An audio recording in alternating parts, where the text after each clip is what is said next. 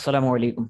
Start हमने करनी है एक्सरसाइज नंबर 13.1 और चैप्टर नंबर 13 पूरे का पूरा।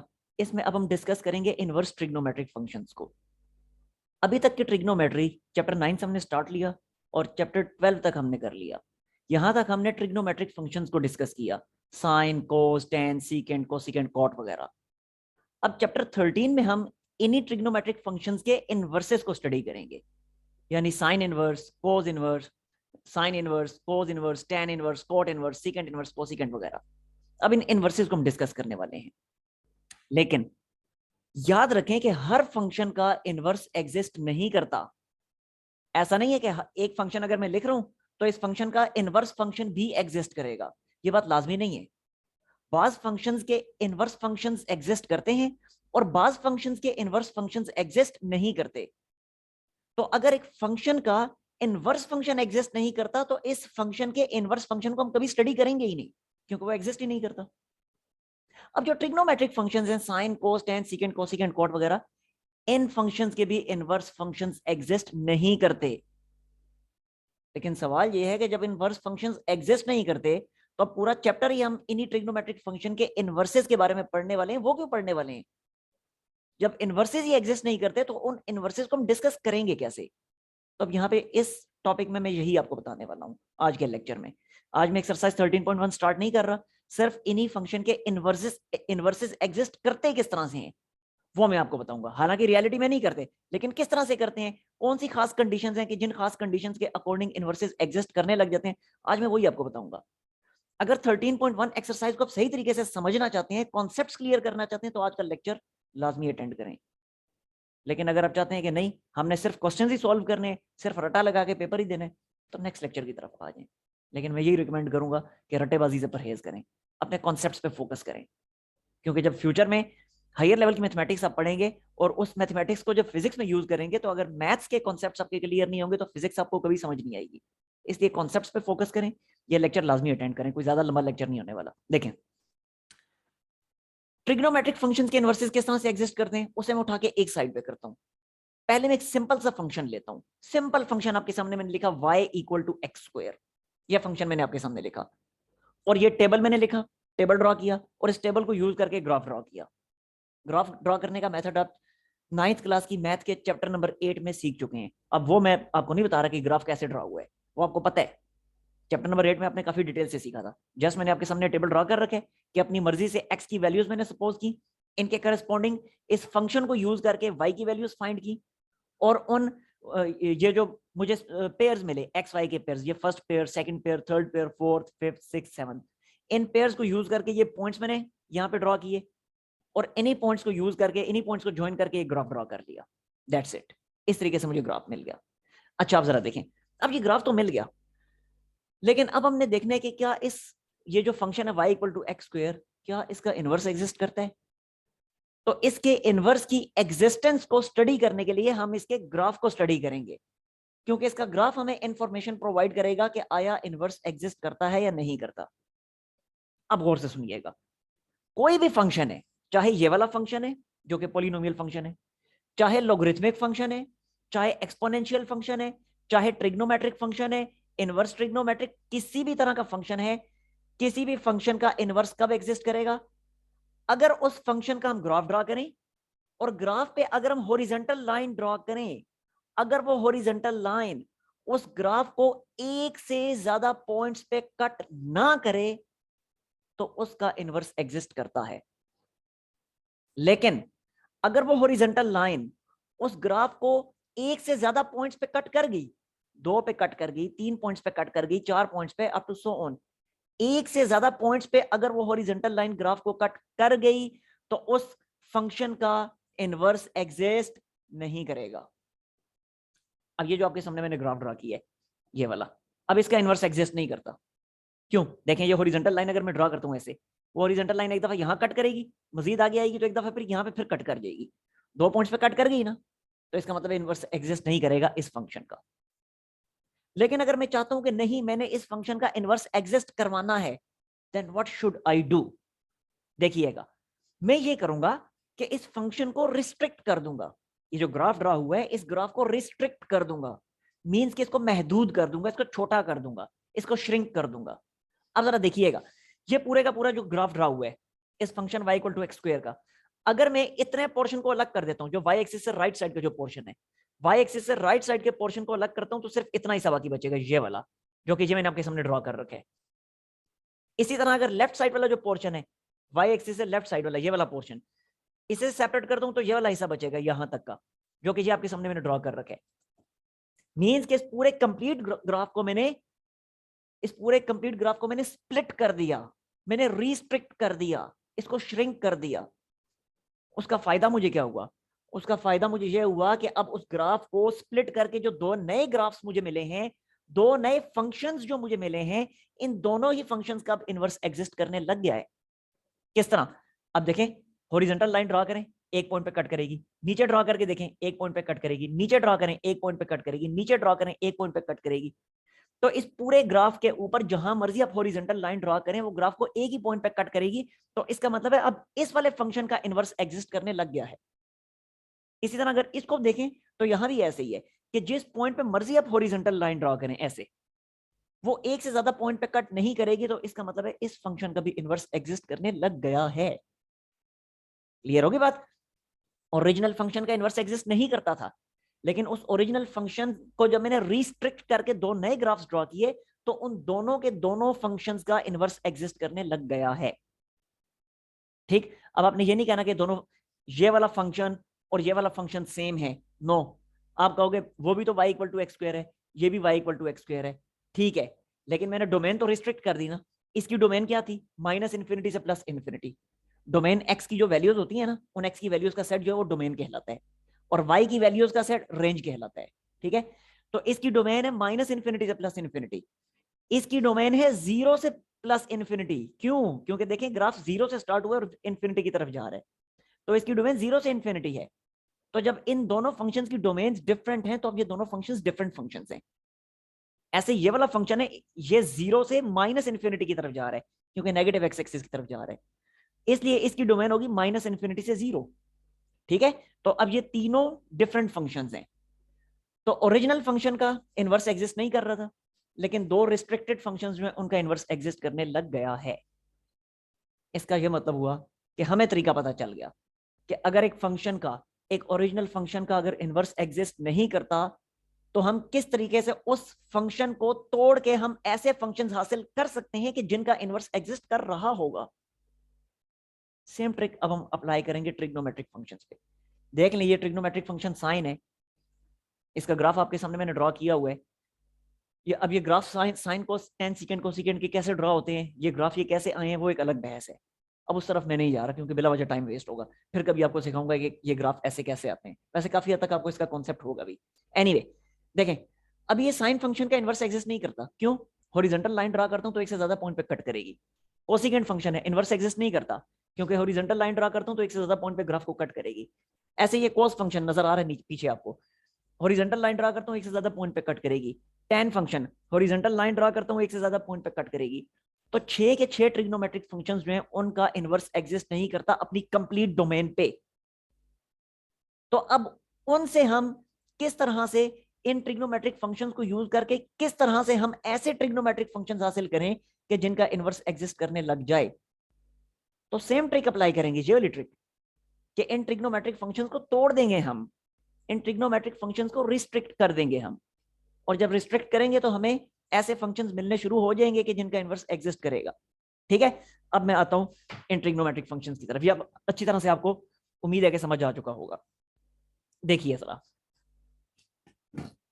ओके, अब जरा देखें, ये ट्रिग्नोमेट्रिक फंक्शन है, इसका इनवर्स एग्जिस्ट नहीं करता, किसी का इनवर्स इनमें से एग्जिस्ट नहीं करता।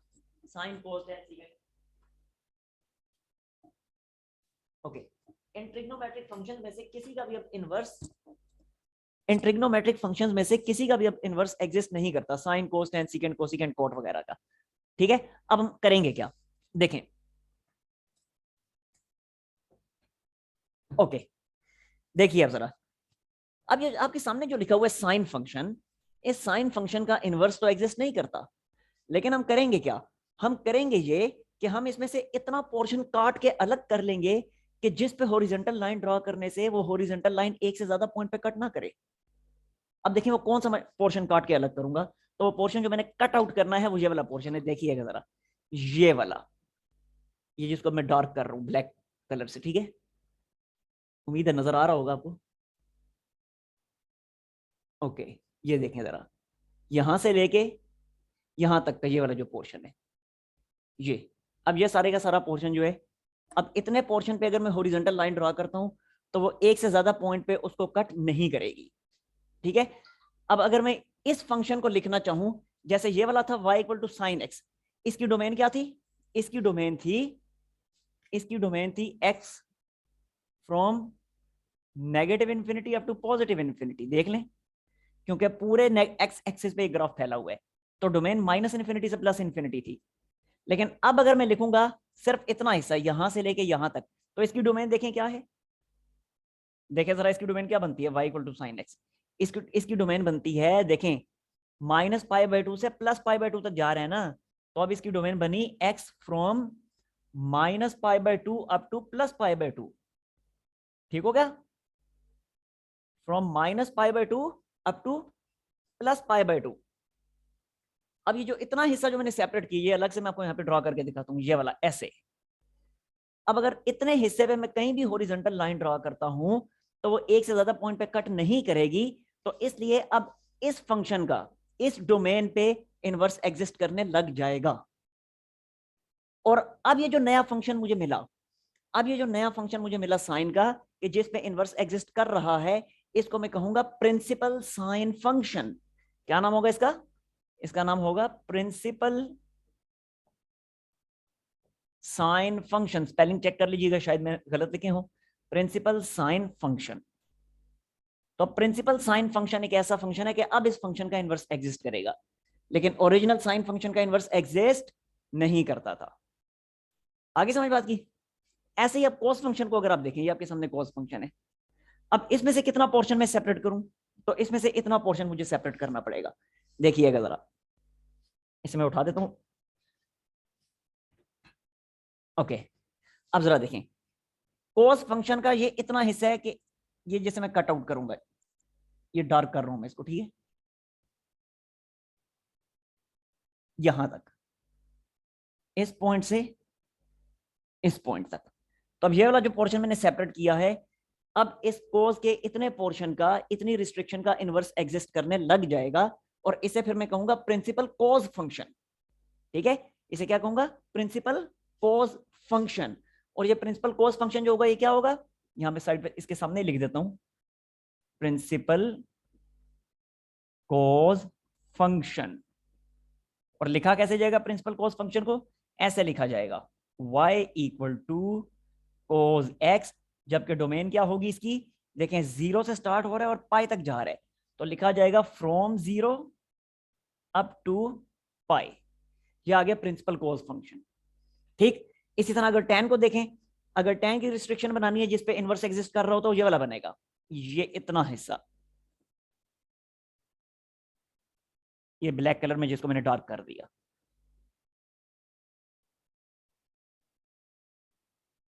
ओके। देखें, अब अगर मैं प्रिंसिपल tan फंक्शन लिखना चाहता हूं, तो ये लिखा मैंने प्रिंसिपल tan फंक्शन। और ये प्रिंसिपल tan फंक्शन होगा क्या, ये होगा y equal to tan x, और डोमेन क्या होगी, देखें, माइनस पाई बाय टू से प्लस पाई बाय टू, लेकिन माइनस पाई बाय टू और plus pi by two included नहीं है, क्योंकि आप देख लें कि पाई बाय टू की लाइन, ये जो ग्रीन कलर की जो पाई बाय टू की लाइन है, ग्राफ इसके साथ साथ चल रहा है लेकिन उस लाइन को टच नहीं कर रहा, इसलिए पाई बाय टू बजाते खुद इंक्लूडेड नहीं होगा। ऐसे माइनस पाई बाय टू की जो ग्रीन कलर की लाइन है, इसके भी साथ साथ ग्राफ चल रहा है लेकिन इसको टच नहीं कर रहा, इसलिए वो भी इंक्लूडेड नहीं है। तो इसकी डोमेन क्या होगी, फिर इसकी डोमेन ऐसे होगी, अब माइनस पाई बाय टू से प्लस पाई बाय टू तक। और पहले देखे मैंने साथ इक्वालिटी साइंस भी लगाए थे, साइन के केस में भी लगाए थे, लेकिन tan के केस में अब इक्वालिटी साइन में नहीं लगा रहा, ठीक हो गया जी। अच्छा, अब आते हैं हम सीकेंड और कोसिकेंड की तरफ, कोसिकेंड की तरफ फिर सीकेंड की तरफ। अब जरा देखें कोसिकेंड के केस में, अब यहां पे कौन सा पोर्शन है ग्राफ का कि जिसको मैं रिस्ट्रिक्ट करूं तो हॉरिजॉन्टल लाइन एक से ज्यादा पॉइंट पे कट ना करे, तो ये वाला पोर्शन बनेगा। देखें इतना हिस्सा, देखिएगा जरा, ये वाला इतना, और फिर यहां से इतना।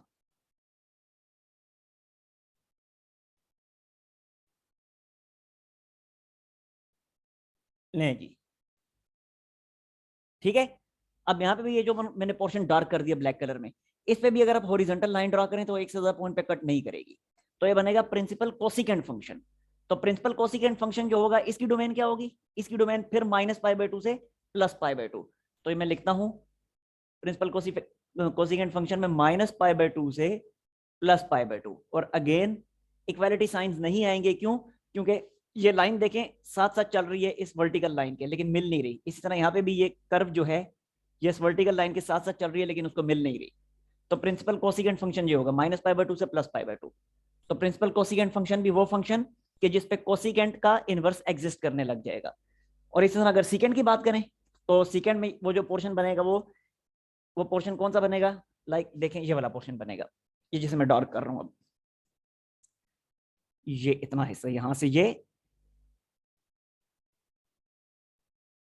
और यहां से ये।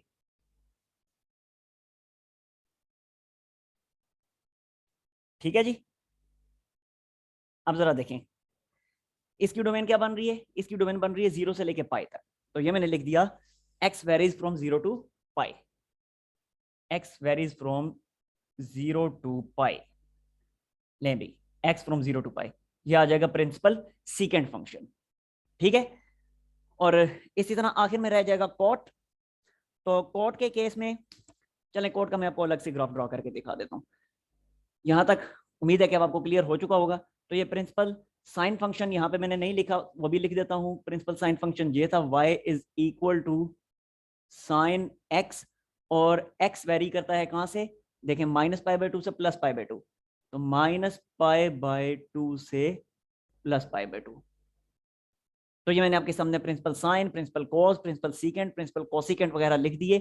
यानी ये वो ट्रिग्नोमेट्रिक फंक्शंस हैं, ये वो रिस्ट्रिक्शंस हैं इन फंक्शंस की कि जिन पे इनके इनवर्सेस एग्जिस्ट करने लग जाएंगे।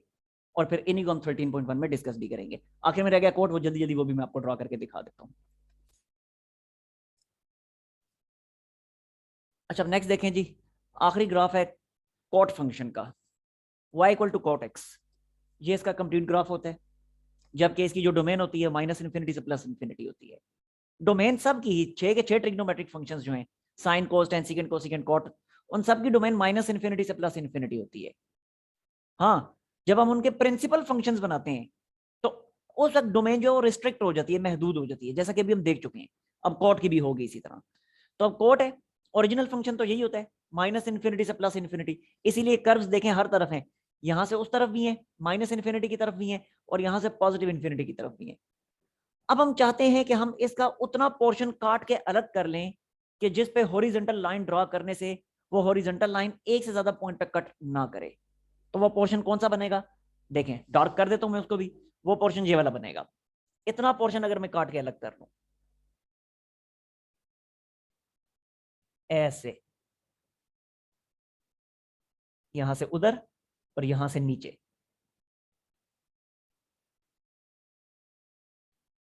ये देखें जी।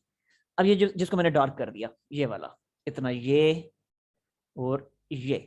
अब ये वो पोर्शन है कि जिस पे हॉरिजॉन्टल लाइन ड्रॉ करने से वो हॉरिजॉन्टल लाइन एक से ज्यादा पॉइंट पे कट नहीं करेगी। मींस के इस पोर्शन के लिए कॉट फंक्शन का इनवर्स एग्जिस्ट करने लग जाएगा। तो ये वाला जो पोर्शन है कॉट का, जिस पे इनवर्स एग्जिस्ट करने लग जाए, इसको कहा जाता है प्रिंसिपल कॉट फंक्शन। और डोमेन इसकी क्या है, 0 से पाई। देख लें यहाँ पे ये इतना पोर्शन है ये वाला, तो इधर 0 और इधर पाई, तो 0 से पाई तक ये स्प्रेड कर रहे ये पोर्शन इसका। तो इसलिए मैंने लिख दी डोमेन फ्रॉम 0 टू पाई। ठीक हो गया जी। तो ये थे प्रिंसिपल फंक्शंस, और इन्हीं के लिए ट्रिग्नोमेट्रिक फंक्शंस के इनवर्स एग्जिस्ट करते हैं। अच्छा एक क्वेश्चन आपके माइंड में आ रहा होगा, उसका भी मैं जवाब देता चलूं। आप ये सोच रहे होंगे कि जो जो पोर्शन हमने काट के अलग किया है, इसके अलावा और भी तो पोर्शन है, इतना पोर्शन भी तो है ये वाला, इसके लिए भी तो इनवर्स एग्जिस्ट करता है -2 से -π तक का। या इतना पोर्शन अगर हम काट के अलग कर लें, ये वाला, ये जो कि है पाई से लेकर 2 पाई तक का, या इसी तरह आगे भी चलता चला जाता है, पीछे भी चलता चला जाता है। तो इस तरह के इन्फिनिट मैनी पोर्शंस हमें मिल सकते हैं कि जिन पे इनवर्स एग्जिस्ट कर सकता है। तो सिर्फ इसी पोर्शन को डिस्कस करके इसी को प्रिंसिपल कॉट फंक्शन या प्रिंसिपल साइन फंक्शन का नाम क्यों दिया? तो इसका जवाब ये है कि हाँ बिल्कुल, इससे अभी तक अभी जो मैंने पोर्शंस डिस्कस किए हैं, ये वाला पोर्शन, ये वाला, ये वाला, ये वाला, आगे वाले, पीछे वाले, इन सब के लिए इनवर्सेस वाकई में एग्जिस्ट करते हैं। बाकी ट्रिग्नोमेट्रिक फंक्शंस के केस में भी ऐसा ही था, साइन कोसिकेंट कोसिकेंट वगैरह में, tan के लिए उनमें भी ऐसा ही था कि काफी सारे पोर्शंस हमें मिल सकते थे कि जहां पे इनवर्स एग्जिस्ट कर सकता था, जहां हॉरिजॉन्टल लाइन एक से ज्यादा पॉइंट पे कट ना करती। लेकिन स्पेसिफिकली इन्हीं पोर्शंस को हमने सेपरेट क्यों किया? तो जवाब इसका ये कि ये सिर्फ एक ट्रेंड बन गए, बस ये एक ट्रेंड बना हुआ है कि प्रिंसिपल कोट फंक्शन इतने पोर्शन के लिए जो होता है उसे हम प्रिंसिपल कोट फंक्शन कहते हैं। इस तरह साइन के लिए -π/2 से +π/2 तक का वो प्रिंसिपल साइन फंक्शन कहलाता है। इसी तरह बाकियों के लिए ये ट्रेंड बने। बाकी ये नहीं है कि इनवर्स सिर्फ इतने पोर्शन के लिए एग्जिस्ट करेगा, no no no no, inverse इतने पोर्शन के लिए भी एग्जिस्ट कर रहे हैं, -2π से -π तक का, इतने पोर्शन के लिए -π से सॉरी -π से 0 तक का, इसके लिए भी करेगा इनवर्स एग्जिस्ट। 0 से π तक का तो करेगा ही, डिस्कस कर चुके हैं। पाई से 2π तक का इधर भी इनवर्स एग्जिस्ट करेगा। इस तरह के इन्फिनिट मेनी पोर्शंस हमें तमाम ट्रिग्नोमेट्रिक फंक्शंस में मिलेंगे जहां इनवर्स एग्जिस्ट करेगा। हमने सिर्फ अपनी सहूलियत के लिए, अपनी आसानी के लिए इतने इतने पोर्शंस को principal sine function, principal cot function, principal secant function, principal cosecant function वगैरह का नाम दे दिया। बाकी इनवर्सेस वहां भी एग्जिस्ट करेंगे। That's it. नेक्स्ट टाइम अब हम स्टार्ट करेंगे 13.1 सेम कॉन्सेप्ट्स को यूज करते हुए। अल्लाह हाफिज।